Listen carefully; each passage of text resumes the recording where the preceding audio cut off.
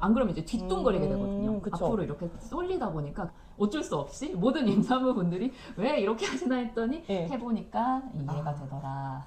왜냐면 산후통이 관절이 다 느슨해지거든요. 특히 코리뼈나 허리 통증에는 한방치료가 굉장히 좋거든요. 임신 말기 이제 임산부가 되는데요. 이렇게 보면은 사실 임신한 티가 하나도 안 난다고 생각을 했는데 정말 뒤뚱뒤뚱 거리시더라고요. 균형이 잘 안 잡혀요. 배가 이렇게 나오니까 저도 왜 임산부분들이 이렇게 배에 이렇게 손을 두거나 허리에 이렇게 짚나 했더니 어쩔 수 없이 이게 배가 앞으로 이렇게 튀어나오다 보니까 저도 이 균형을 잡으려면 안 그러면 이제 뒤뚱거리게 되거든요. 그래서 정말 아플 수밖에 없는 이제 걸음걸이가 네. 이제 되시더라고요. 네, 그 환도산다 통증 같은 경우에는 이제 꼬리뼈나 허리 이런 쪽으로 이제 당연히 왜냐면 요추가 전만이 되기 때문에 배가 나오는 그 과정에 의해서 내가 이렇게 허리가 꺾일 수밖에 없는 상황이 되거든요. 이게 보상 작용으로 어쩔 수 없이 이렇게 일어나게 돼요. 그러면 당연히 이 허리 부분에 이제 무리가 당연히 갈 수밖에 없고 운전을 오래 하거나 이렇게 오래 앉아있는 시간이 길어지면 저도 똑같이 여기에 이제 무리가 많이 가더라고요. 또 임산부분들은 사실 할 수 있는 치료가 많이 제한적이거든요. 뭐 이제 뭐 전자파나 이런 충격파 같은 것들도 사실 조심해야 되는데 특히 코리뼈나 허리 통증에는 한방치료가 굉장히 좋거든요. 너무나 극심한 이제 통증으로 다가온다면 점점 배가 나오면 나올수록 더 그쵸. 통증이 이제 누적이 되거든요. 그래서 절대 혼자서 고민하지 마시고 안전한 그 침 치료를 받을 수 있는 혈자리가 반드시 있거든요. 그래서 근처 한의원에 가서서 이제 선생님과 상담하시는 거를 저는 강력 추천드립니다. 그리고 요새 다리 아프시다고 다리 네. 저리거나 네. 쥐나는 것 때문에 좀 많이 불편하다고 이야기를 많이 하셨어요.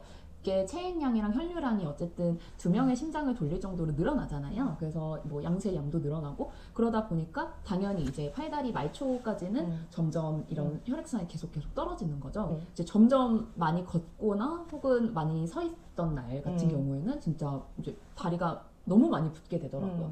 그래서 굉장히 많이 집에서 주무르기도 하고 뭐 여러 가지 이제 스트레칭을 좀 하면서 최대한 그쵸. 예, 혈액순환을 조금 이제 유도를 하려고 저도 노력을 많이 하고 있습니다. 그래서 뭐 마사지 기계를 압박 스타킹을 사용하신다든지 이렇게 적극적인 치료보다는 이제 좀 소극적인 치료 방법을 임산부분들은 하실 수밖에 없는 것 같으세요. 네, 맞아요. 아무래도 그런 불안감들이 좀 있으시다 보니까 이제 그렇게 무리 가지 않는 임산부 스트레칭 찾아보시면 굉장히 많이 또 찾아보실 수 있거든요. 만약에 그런 것들이 또 궁금하시면 저희가 또 한번 소개해 드릴 수 있을 것 같아요.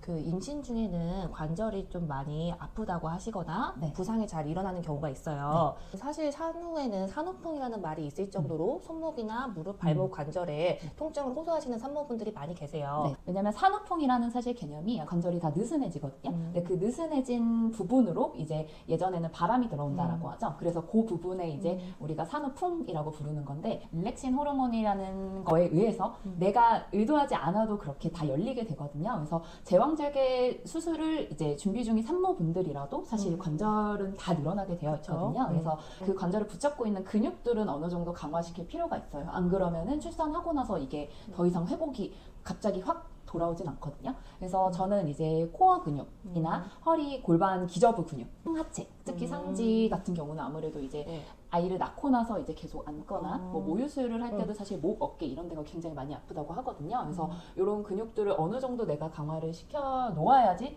안 그러면은 사실 이제 드는 근력도 없고 내가 버틸 수가 없기 때문에 그러면 이제 결국 통증이 생기는 거거든요. 그 열려있는 부분을 이제 출산 직후에는 또 닫는 운동을 많이 해주시면 훨씬 더 빠르게 이제 그 회복을 하실 수가 있으니까 그런 부분도 꼭 체크하시는 게 좋을 것 같아요.